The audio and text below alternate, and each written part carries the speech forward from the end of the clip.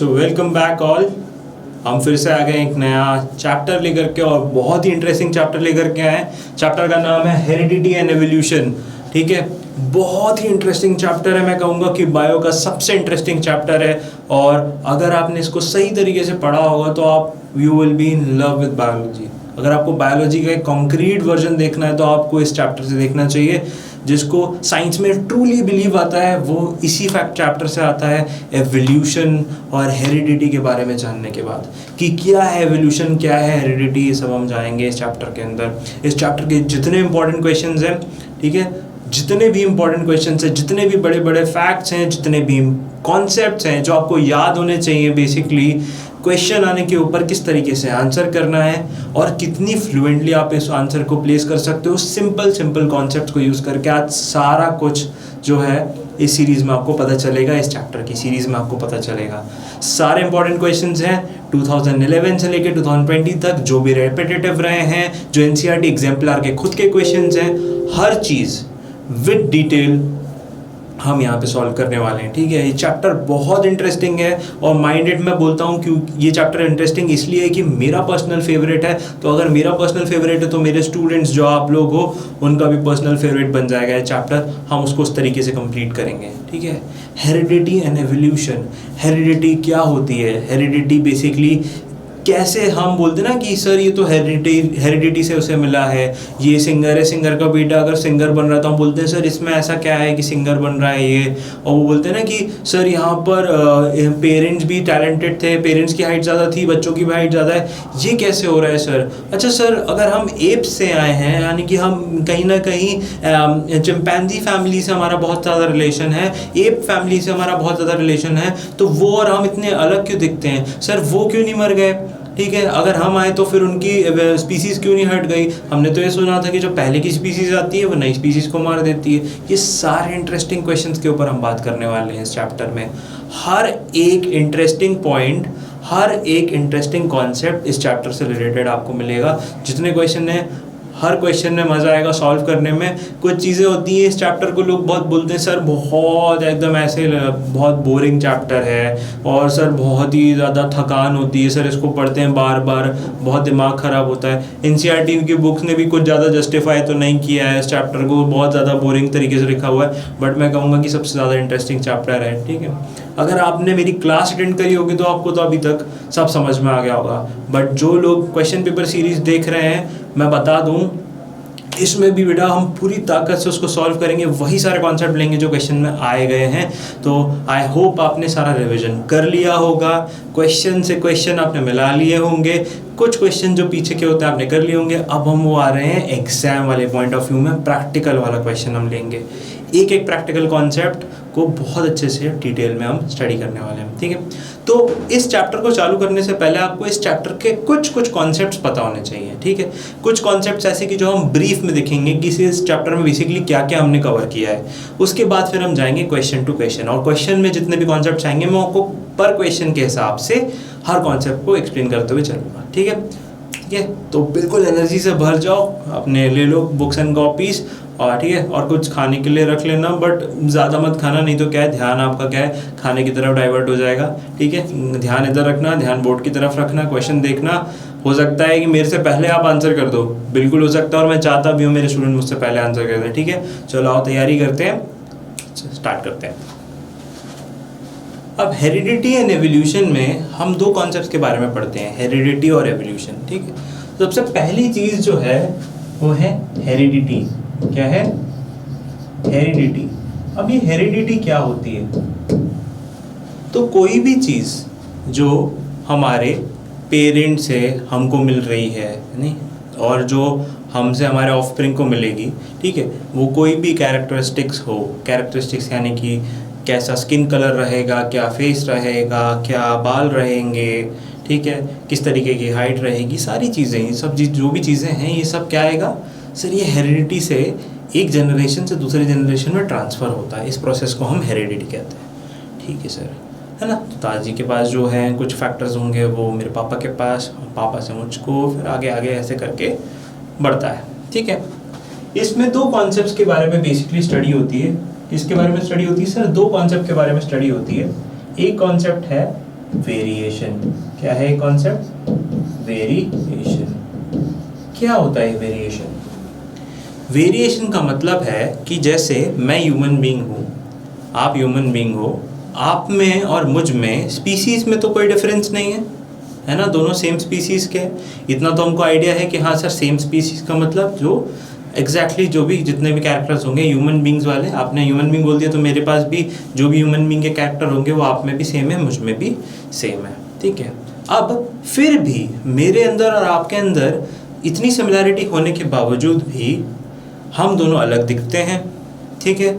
हमारे में कुछ ऐसे फीचर्स हैं जो हमको कंसिडरेबली एक दूसरे से अलग बताते हैं, ठीक है। जैसे कि अगर आप बहुत इजीली बता सकते हो सर इसका फेस अलग है, इसकी हाइट अलग है, मैं तो लंबी हाइट में आता हूँ, आप छोटे हाइट में आते हो, ठीक है, आपसे भी छोटी हाइट के लोग होते हैं, तो अलग अलग डिफरेंसेस हैं, स्किन कलर में डिफरेंस है, अलग अलग चीज़ों में डिफरेंस है, लेकिन स्पीसीज सेम है।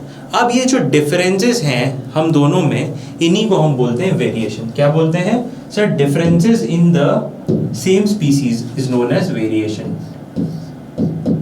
क्या होता है sir? Differences in the same species.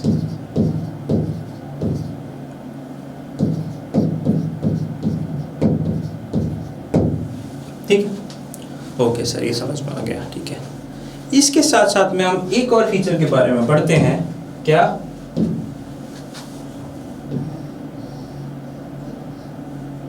Trades. Trades के बारे में। ट्रेड्स यानी कि जो बेसिकली फीचर्स होते हैं जो हमको मिलते हैं हमारे पेरेंट से, हमको जो बेसिकली मैंने बताया था हेरिडिटी में क्या होता है, जो भी इंफॉर्मेशन होती है वो पेरेंट से हमको मिलती है ना। जैसे कि पेरेंट की हाइट लंबी तो फिर वो उस हाइट, मतलब जैसे कि कुछ हाइट के फीचर होंगे वो हमारे अंदर आ जाएंगे। हमारे बोलने का तरीका भी जो है, हमारा वोकल कॉर्ड जो है, हमारे बेसिकली जेनेटिक मेकअप जो है, बेसिकली ट्रेड जो है, यानी कि जितने भी हमारे बाल के कलर, स्किन की टोन, हर चीज़ हमारे पहले जनरेशन से हमको पास ऑन होती है। तो वही जो कैरेक्टरिस्टिक्स हैं वही सारे कैरेक्टरिस्टिक्स होते हैं हमारे ट्रेड। क्या होते हैं? कैरेक्टरिस्टिक्स, ठीक है, pass on are known as trades.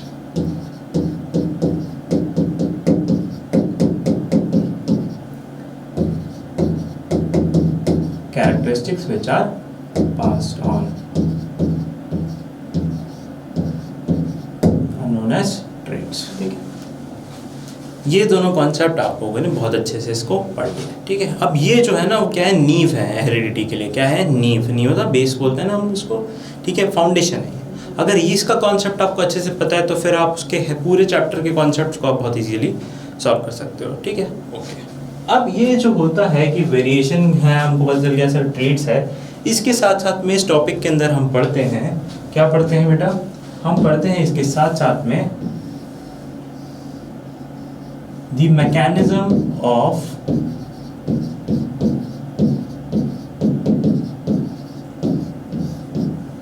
trait expression।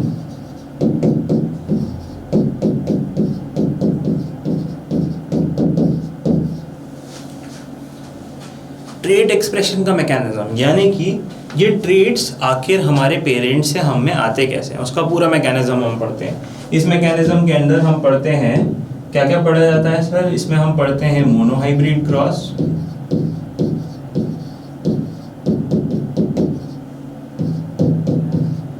इसी में हम पढ़ते हैं dihybrid cross,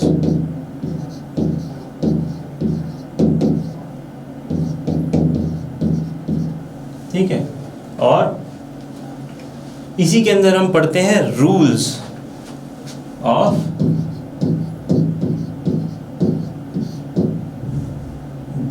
trade expression.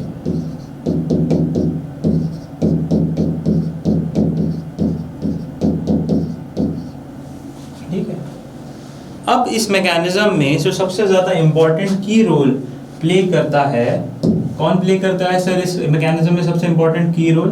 The genetic material. क्या प्ले करता है सर? The genetic material. अब ये द जेनेटिक मटेरियल क्या है, ये क्या करता है, ठीक है, ये कहाँ प्रेजेंट होता है, ये सब को हम देखते हैं। तो सर क्या है जेनेटिक मटेरियल? सबको पता है सर, क्या पता है? जेनेटिक मटेरियल मतलब डीएनए, एकदम सही जवाब, डीएनए जो कहाँ प्रेजेंट होता है बेटा, वो प्रेजेंट होता है आपके न्यूक्लियस में, यानी कि सेल के न्यूक्लियस में।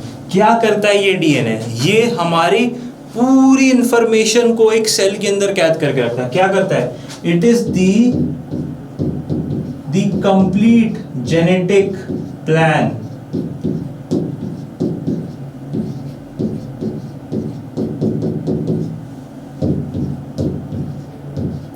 पूरे जेनेटिक प्लान के बारे में, जैसे आप दिखने वाले हो, कैसे किस टाइम पे आपको कौन सा हार्मोन निकलने वाला है, ये सारी चीजें आपके डीएनए में, यानी कि छोटे से सेल के छोटे से पार्ट, न्यूक्लियस के अंदर छोटा सा जो डीएनए पड़ा है ना, उसमें ये सारी चीजें हैं कि आपके बॉडी में कब क्या चेंजेस आने वाले हैं, सब कुछ आपके डीएनए में प्रेजेंट होता है। ठीक है, तो ये सारी चीजें आप हेरिडिटी में पढ़ते हो। ठीक है, हेरिडिटी के बाद आप आते हो एक कॉन्सेप्ट में जिसको हम बोलते हैं क्या सर, एवोल्यूशन। क्या बोलते हैं, एवोल्यूशन। ठीक है, अब ये एवोल्यूशन क्या है सर, एवोल्यूशन क्या है, जब चेंजेस एक स्पीसीज में दूसरे स्पीसीज में जब वेरिएशन की बात हम कर सकते हैं, जब इतना ज़्यादा वेरिएशन आ जाए कि एक स्पीसीज अपने ही दूसरे स्पीसीज से रिप्रोड्यूस नहीं कर पाए, यानी कि रिप्रोडक्शन का जो प्रोसेस होता है वो नहीं कर पाए, तो उस कंडीशन को हम क्या बोलते हैं, सर एवोल्यूशन। एक स्पीसीज से आप दूसरी स्पीसीज में अब आप क्या नहीं कर पा रहे हो सर, आप रिप्रोड्यूस नहीं कर पा रहे हो, तो एक स्पीसीज से दूसरी स्पीसीज में आप रिप्रोड्यूस नहीं कर पा रहे हो, तो दूसरा ऑटोमेटिकली क्या हो गया सर, दूसरी स्पीसीज का मेंबर हो गया, तभी रिप्रोडक्शन पॉसिबल नहीं है। तो इस कंडीशन में हम बोल देते हैं कि ये क्या हो गया है, एवोल्यूशन हो गया, यानी कि क्या है, चेंजेस जो है वो एक्यूमुलेट हो गए। ठीक है, तो आप इसको एक शॉर्ट में बोल सकते हो, क्या है ये sir, accumulation of changes, accumulation of, या बेसिकली लिख दो वेरिएशंस,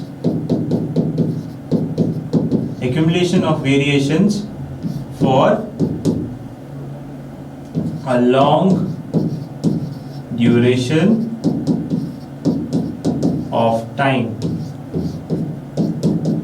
लंबे टाइम तक जब बहुत सारे छोटे छोटे चेंजेस होंगे, तो फिर एक दिन वो चेंज इतने ज़्यादा हो जाएंगे कि उनको जोड़ के एक नई स्पीसीज ही तैयार हो जाएगी। बोलते यार इसमें ये भी अलग, इसमें ये भी अलग है, छोटी छोटी चीज़ें मिला दो तो आप क्या है सब इसको जोड़ के देखोगे सर ये तो कुछ नया ही बन गया। वही सेम चीज़ है एवोल्यूशन, हम भी ऐसे ही बने। ठीक है, हमारे जो पहले के जो स्पीसीज थे, अभी हम एग्जाम बेसिकली एक क्वेश्चन आपका कि होमो सेपियंस किस तरीके से डेवलप हुआ था उसके बारे में हमको पढ़ना है, एनसीईआरटी में दिया भी हुआ है। तो जब वो आएगा हम देखेंगे कि कौन से स्पीसीज से हम होकर के आए हैं, कौन सा स्पीसीज का हमारा ग्रेजुअल इंक्रीज हुआ और फिर जा करके अब हम आए। ठीक है, तो वो किस में हम पढ़ते हैं, एवोल्यूशन में पढ़ते हैं। ठीक है, एवोल्यूशन में हम पढ़ते हैं कि एवोल्यूशन में साथ साथ में हम पढ़ा जाता है कि किस तरीके से एवोल्यूशन होता है, आपके प्रूफ ऑफ एवोल्यूशन क्या है। ठीक है, प्रूफ ऑफ एवोल्यूशन क्या है बेसिकली। ठीक है, इसी में हम पढ़ते हैं क्या है आपका basically analogous and homologous organs.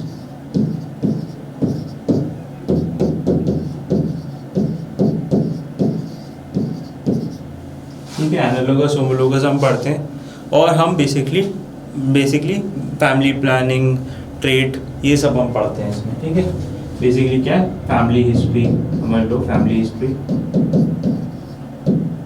Etcetera.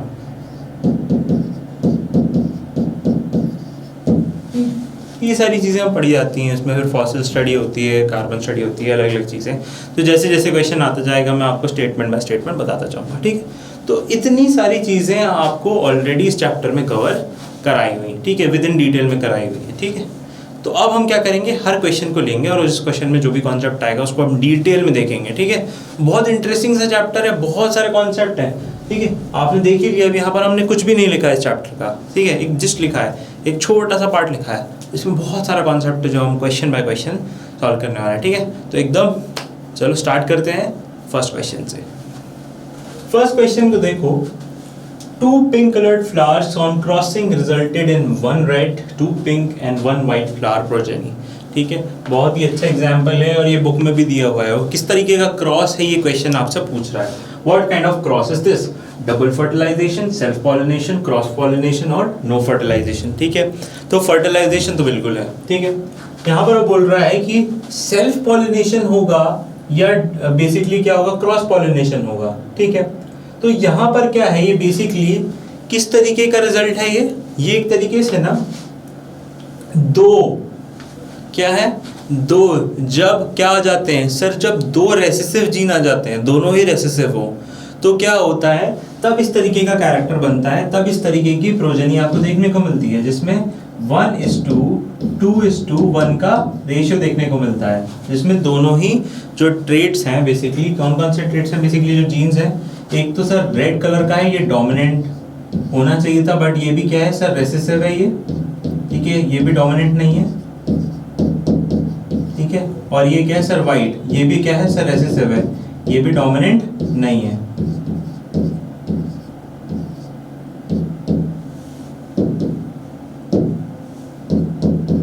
अब जब दोनों रेसेसिव मिले, उन्होंने क्रॉस किया, तो फिर क्या सर, 4 आउटपुट आए। चारों आउटपुट में क्योंकि एक भी जो है वो पूरी तरीके से अच्छे से पावर नहीं दिखा पा रहा, तो जब दो रेसेसिव साथ में आते हैं तभी उनका ट्रेट शो होता है। तो जब दो रेड वाले रेसेसिव जीन साथ में आए तो रेड कलर का फ्लावर आया, जब दो वाइट वाले जीन साथ में आए तो वाइट कलर का फ्लावर आया। ऐसे ही जब रेड और वाइट दोनों मिलकर के आए तो क्या हुआ सर, वो पिंक कलर का फ्लावर बना। यानी कि हमको लगा कि क्या हो रहा है सर, मिक्स हो रहे हैं, बट एक्चुअली में ऐसा नहीं है, क्या डोमिनेंस का रूल है। तो यहाँ पर क्या हो रहा है सर, डबल फर्टिलाइजेशन होगा, सेल्फ पॉलिनेशन होगा, क्रॉस फर्टिलाइजेशन होगा या नो फर्टिलाइजेशन होगा, इसके ऊपर क्वेश्चन है। ठीक है, नो फर्टिलाइजेशन जैसी तो बात ही नहीं, फर्टिलाइजेशन तो बिल्कुल होगा क्योंकि सेक्सुअल रिप्रोडक्शन में ही आता है ये सब। ठीक है, क्रॉस फर्टिलाइजेशन हुआ होगा क्या, क्रॉस फर्टिलाइजेशन के अच्छे चांसेस हैं। मतलब क्या क्रॉस फर्टिलाइजेशन होगा, ठीक है सर, कहीं और का स्टेमिन जो है वो दूसरे पे आकर के आंसर दे रहा है, हो सकता है। सेल्फ पॉलिनेशन है सर, सेल्फ पॉलिनेशन हो सकता है क्या, हाँ सर हो सकता है सेल्फ पॉलिनेशन, क्यों, क्योंकि ट्रेड्स दोनों में सेम होने चाहिए। या अगर हम F2 जनरेशन का अगर हम करवा रहे हैं क्रॉस, F2 जनरेशन का अगर हम क्रॉस करा रहे हैं तो क्या, तो सर ये चीज़ बिल्कुल देखी जा सकती है। ठीक है, तो ये देखा जाता है सेल्फ पॉलिनेशन का कैरेक्टर। क्या देखा जाता है सर, सेल्फ पॉलिनेशन का कैरेक्टर क्या है, सिमिलर ट्रेड है, ठीक है, बट क्रॉस हो रहा है। तो बेसिकली अगर आप देख रहे हो, एक जगह अगर मैं मान लेता हूँ ये रेड के लिए है और ये है आपका वाइट के लिए, ठीक है, तो इनका ही क्रॉस बेसिकली अपने आप से हो रहा है। तो अगर एक तरफ रेड एक तरफ वाइट ले लेते हैं, एक तरफ रेड एक तरफ वाइट ले लेते हैं, तो अगर इनका क्रॉस होगा ना, तो एक तरफ आपका एक रेड फ्लावर आएगा, एक आपका पिंक फ्लावर आएगा, इधर भी आपका एक पिंक फ्लावर आएगा और इधर आपका क्या आएगा सर, इधर आपका वाइट फ्लावर आएगा। ठीक है, वही रेशियो आता है आपका। ठीक है, 3:1 का रेशियो आएगा। ठीक है, आए समझ में। नेक्स्ट की तरफ हम बढ़ते हैं। ठीक है।